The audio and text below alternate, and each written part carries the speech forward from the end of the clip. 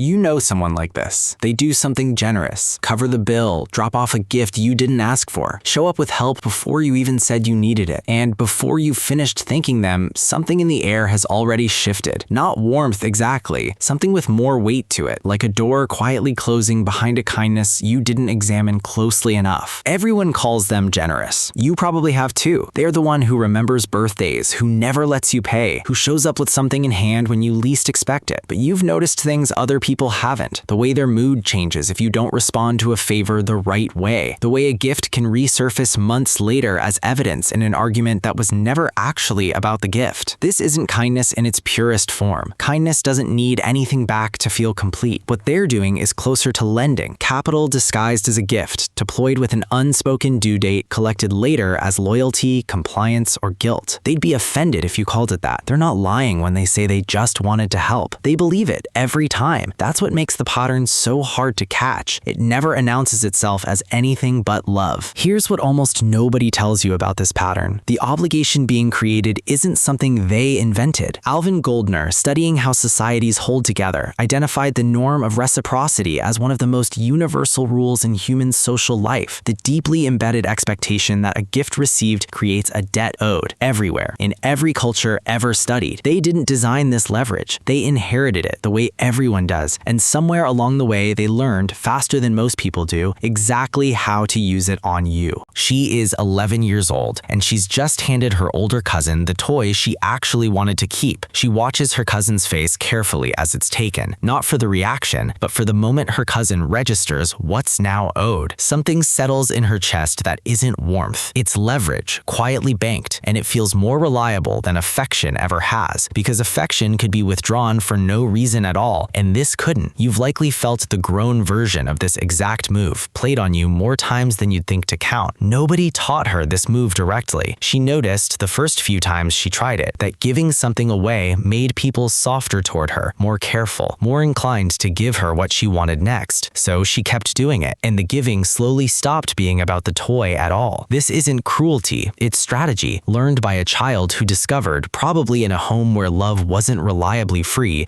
that generosity was the one lever available to someone with no other power. If affection couldn't be demanded, it could at least be purchased, and purchasing it felt safer than asking outright and risking a no. Decades later, when they hand you something you didn't ask for, some version of that same question is still running underneath it. Do you owe me now? Will you stay? The exploitation runs deeper than the social contract, though. It runs through your body, specifically. Paul Zach's research on oxytocin and trust found that receiving a gift measurably raises the recipient's oxytocin levels, the same neurochemical that builds bonding and trust between people. And that rise in trust makes the recipient more compliant, more generous in return, more willing to extend themselves for the giver afterward. Zach's experiments showed this effect held even when the gift was small and the giver was a stranger. When someone gives you something strategically, they're not just creating a social debt, they're triggering a real neurochemical shift in you that makes you more pliable toward them, whether either of you consciously registers it or not. This is where the mechanism turns fully dark, because generosity used this way stops being an act of love and becomes a form of leverage, indistinguishable structurally from control. Lindy Bancroft's research on coercive control identified a pattern common among controlling partners: extravagant generosity used as proof of investment, later cited as grounds for compliance. After everything I've done for you, functioning as a leash disguised as a receipt. You may never have heard them say that sentence outright, but you felt the shape of it in the room, and feeling it is enough to reveal what the gift was actually doing the whole time it looked like nothing but kindness. Here's what that means, gathered into a single weight. Every unsolicited favor, every gift given with an audience present, every time they gave more than you asked for so the imbalance would be undeniable later. None of that was generosity in its pure form. It was a ledger kept quietly, denominated in gratitude instead of currency, and every entry was a hook disguised as an offering. We call this person generous. What we sometimes actually mean is they need proof, constantly renewed, that they matter enough to be repaid. You feel it everywhere once you know to look for it. In the relationship, they remember exactly who paid for what, and it surfaces during arguments that have nothing to do with money,